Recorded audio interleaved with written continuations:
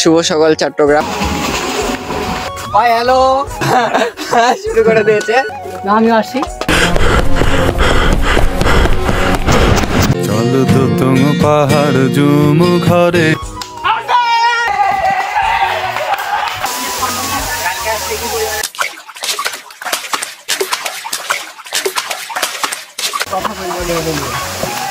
অবহেলা অবলীলা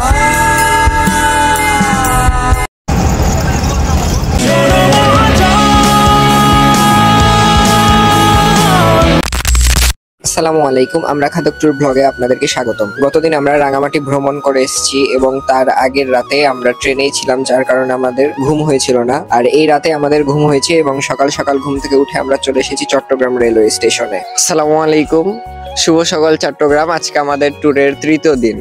আজকে আমরা যাচ্ছি সীতাকুণ্ড, সেখানে আমরা চন্দ্রনাথ পাহাড় ট্রেকিং করব এবং সুপ্তধারা সহস্রধারা ঝর্ণা ঘুরবো এবং সেই সাথে গুলিয়াখালী বিচে যাব। তো আপনাদের সাথে বাকিটা সামনে দেখা হবে। তো আমরা সকল ট্যুর মেম্বাররা ট্রেনে উঠে পড়েছি। ট্রেনের নাম হলো সাগরিকা এক্সপ্রেস ট্রেন, আর আমরা ট্রেন ছাড়ার অপেক্ষায় আছি। চট্টগ্রাম থেকে সীতাকুণ্ড অনেক কাছে, আর এটা মেল ট্রেন, তাই আমাদের কাছে চট্টগ্রাম থেকে সীতাকুণ্ড যেতে কোনো ভাড়া নেয়নি। তো দেখতে দেখতে ট্রেন ছেড়ে দিয়েছে। আমরা চট্টগ্রাম থেকে 8টার সাগরিকা এক্সপ্রেস ট্রেনে করে বর্তমানে সীতাকুণ্ড রেল স্টেশনে চলে আসলাম। তো আমরা সীতাকুণ্ড রেলওয়ে স্টেশনের পাশে একটা হোটেলে বসি, সেখানে আমরা সকালের নাস্তা করি। সকালের নাস্তার খরচ হয় আমাদের মাত্র 50 টাকা। তো সেখান থেকে আমরা একটা সিএনজি নিয়ে নিই। সিএনজির ভাড়া ছিল 100 টাকা, জন প্রতি পড়ে 25 টাকা। সিএনজি নিয়ে আমরা চন্দ্রনাথ পাহাড়ের ট্রেকিং এর ওইখানে চলে যাই। তো এখানে আসতে অনেক দোকান পাওয়া যায়। দোকানগুলোতে বাঁশ, পানি, অ্যাংলেট, টুপি, এটা সেটা কাপড় অনেক কিছুই বিক্রি করে। তো বাঁশগুলা 30 টাকা করে এবং জমা দিলে 20 টাকা ফেরত দিবে। কিন্তু আমরা এই রাস্তা দিয়ে আর ব্যাক করবো না, তাই আমরা বাঁশ পার্মানেন্টলি কিনে নিতে চাই। তো আমাদেরকে সেখানে ভিতরে নিয়ে গিয়ে কিছু বাঁশ দেখালো, এগুলো একটু খারাপ ছিল, তাই 10 টাকা করে। কিন্তু খারাপের ভিতর থেকে আমরা সবচেয়ে ভালোগুলো বেছে নিই, আর সাথে 2 লিটারের ঠান্ডা পানি কিনে নিই। পানি এবং বাঁশের জন্য জন প্রতি খরচ হয় 20 টাকা। পানি কেন কিনলাম তা উপরে গেলে আপনারা বুঝতে পারবেন। আমরা যাচ্ছি চন্দ্রনাথ পাহাড়। চলে আসলাম কাছে বেশি দূরে না, ভাই আমরা একজন এটা করতে গেছে, তো ওর জন্য অপেক্ষা করছিলাম। ওই সাকিব ভাই, ওই ও সাকিব ভাই, গোখরা সাপ কিন্তু দিবে। ভাই জঙ্গলে কি করছেন ভাই? ভাই জঙ্গলে কি ভাই? ভাই হ্যালো। তো এটাই হলো চন্দ্রনাথ পাহাড়ের ট্রেকিং। আমরা এখন চন্দ্রনাথ পাহাড়ে ওঠা শুরু করে দিয়েছি। এতটুকু উঠতে উঠতে এক একজন শুরু করে দিয়েছে। এখনো তো চূড়া অনেক দূর, কেমন শুরু করলাম। চন্দ্রনাথ পাহাড়ে যাওয়ার সময় এখানে আপনারা 2টা রাস্তা দেখতে পাবেন, একটা ডান দিক দিয়ে সিঁড়ি আর একটা বাম দিক দিয়ে সমতল। এদিক দিয়ে 2টা রাস্তা চলে গেছে। আমরা বাম সাইড দিয়ে উঠলাম। ডান সাইড দিয়ে উঠলে একটু কষ্ট হবে সিঁড়ি, বাম সাইড দিয়ে সমতল দিয়ে আমরা উঠছি। আপনারাও আসলে বাম সাইড দিয়ে আসার চেষ্টা করবেন। যদিও এখনো 10 ভাইয়ের এক ভাগও আসেনি, তবে আমরা বুঝছি এখন কেমন লাগছে। তো পাহাড়ের উপরে অনেক দোকান রয়েছে, এখানে পানি, শরবত এছাড়াও নানা রকম জিনিস বিক্রি করে। দোকানে জিনিসপত্রের দাম এত বেশি যে বলার মতো না। আর আপনাদের বলেছিলাম না নিচ থেকে কেন পানি কিনলাম। নিচে পানি কিনলাম 40 টাকায় 2 লিটার, উপরে 80 টাকা 2 লিটার। পাহাড়ের উপরে আমরা আগে থেকে যেহেতু জানতাম, আমরা নিচ থেকে পানি নিয়ে এসেছি। এই যে আমাদের কারেন্ট বেশি, তাই আমরা নিচ থেকে আমি আসি। হ্যাঁ অবশ্যই। উপরে অনেক কষ্ট ভাই, ভাই আমরা কষ্ট নিতে যাচ্ছি। তো যাওয়ার পথে কত প্রতিকূলতায় আসছে, রাস্তার কি অবস্থা দেখুন। আর এই পাশে যদি বাম দিকে পড়ে যায় তাহলে একদম ঘা করলে আর খুঁজে পাওয়া যাবে না, আর ডান দিকে কাদা। তো আমরা চূড়ার উদ্দেশ্যে যাচ্ছি। পাহাড়ি রাস্তাগুলোতে ট্রেকিং করতে অনেক ভালো লাগে আমার, কিন্তু যারা হার্টের রোগী বা যাদের পাহাড় ট্রেকিং পছন্দ না, তাদের এই রোড পছন্দ হবে না, এটাই স্বাভাবিক। তো ট্রেকিং করতে করতে মাঝে সাঝে এরকম অসাধারণ ভিউ দেখা যাচ্ছে।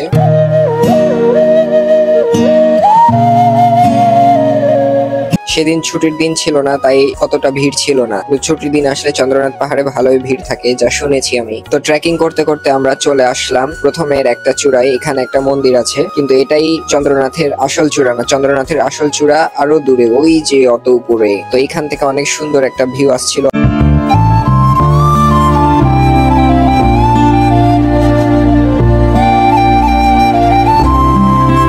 আমরা রেস্ট নিচ্ছিলাম, অনেকক্ষণ থেকে আমরা হাঁটছিলাম, সবাই হাঁপাই গেছে। অবশেষে আমরা পাহাড়ের চূড়ায় চলে এসেছি। এই যে দেখতে পাচ্ছেন, এইটাই সেই চন্দ্রনাথের মন্দির। এখন আমরা আছি চন্দ্রনাথ পাহাড়ের একদম চূড়ায়। জাস্ট ভিউটা দেখেন, অসাধারণ, 100 কোটি টাকার ভিউ। চলো তো তুম পাহাড় জুম ঘরে পূর্ণিমা ঝিমা রাত বর্ষা জুড়ে।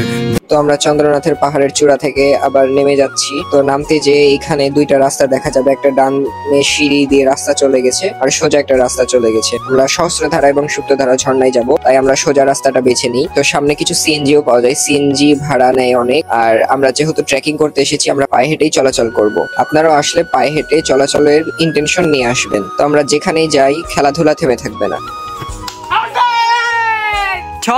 তো রাস্তা ছিল অনেক ঢাল, আমরা অনেক মজা করতে করতে যাচ্ছিলাম।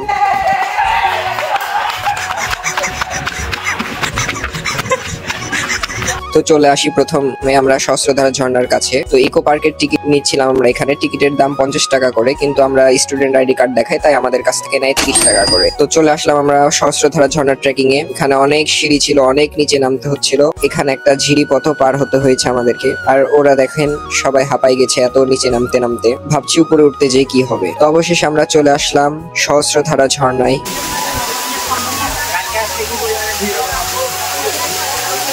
ঝর্ণাটা দেখে আমাদের ট্রেকিং এর এত কষ্ট, এত কিছুই মনে হচ্ছে না, অনেক প্রশান্তি লাগছে। পানি ছিল অনেক ঠান্ডা। তো সহস্রধারা ঝর্ণা ঘোরার পরে আমরা আবার উপরের দিকে চলে যাচ্ছি। সকলে ঝর্ণায় ঘুরতে আসে, বিভিন্ন পর্যটন কেন্দ্রে ঘুরতে আসে, যেখানে সেখানে এভাবে ময়লা আবর্জনা ফেলে দেয়, যা দেখতে খুবই খারাপ লাগে। আমাদের পর্যটন শিল্পকে বাঁচিয়ে রাখতে চাইলে দয়া করে সব কেউ করবেন না, সকলে সতর্ক থাকবে। তো উপরে উঠে আরো কিছু দূর আমরা চলে গেছিলাম। চলে যেয়ে অবশেষে আমরা চলে আসি সুপ্তধারা ঝর্ণার ট্রেকিং এ। তো সুপ্তধারা ঝর্ণার ট্রেকিং আরো অনেক সিঁড়ি, নিচে নামতে নামতে আমরা হাঁপাই গেছি একদম। তো সিঁড়ির পর্ব শেষ করে আমরা এবার চলে আসি ঝিরির ট্রেকিং এ। ঝিরির ট্রেকিং, সুপ্তধারা ঝর্ণার ট্রেকিংটা সহস্রধারা ঝর্ণার থেকে একটু বড়। তো ঝিরির পানিতে হাঁটতে খুব ভালো লাগছিল, ঠান্ডা ঠান্ডা পানি। আর আপনারা আসলে অবশ্যই এরকম ট্রেকিং শু পরে আসবেন। ট্রেকিং শু পরে আসলে ঝিরিতে পাথরে কোথাওই পিছলাবেন না, নাহলে আপনারা পিছলিয়ে যাবেন এবং দুর্ঘটনার সম্মুখীন হবে। তো অবশেষে চলে আসি আমরা সুপ্তধারা ঝর্ণায়।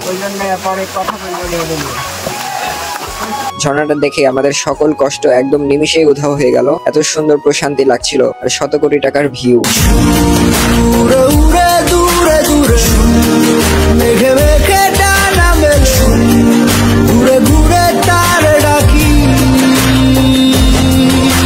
এই ঝর্ণায় এসে এখানে আমরা সকলে মিলে গোসল করি 3-4 ঘন্টা ধরে। ঝর্ণার পানি ছিল অনেক ঠান্ডা, গোসল করতে অনেক মজাই লাগছিল। সকলে অনেক আনন্দ করি এখানে।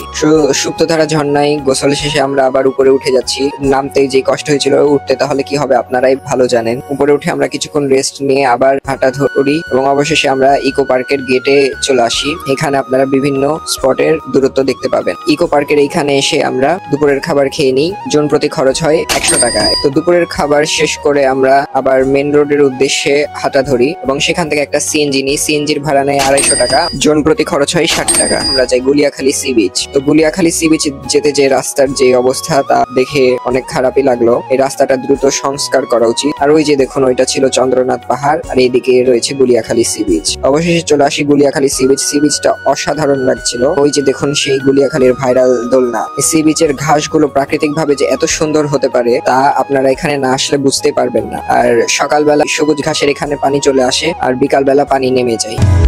আধারে অবহেলা অবলীলা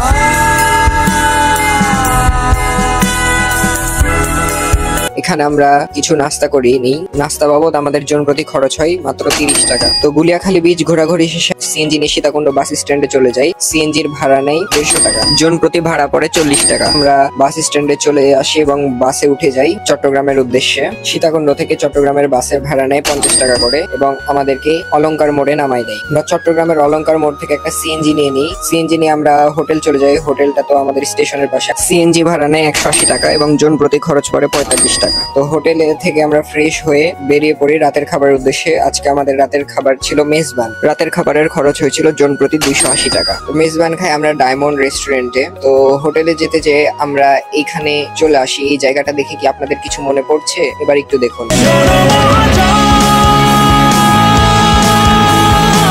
তো অবশেষে আমরা হোটেলে চলে আসি। তো আজকের ভিডিও ছিল এই পর্যন্তই। আমরা খাদক ট্যুর ব্লগ পার্ট 4 এ আপনাদের সাথে আবার দেখা হবে। ধন্যবাদ, সাথেই থাকবেন।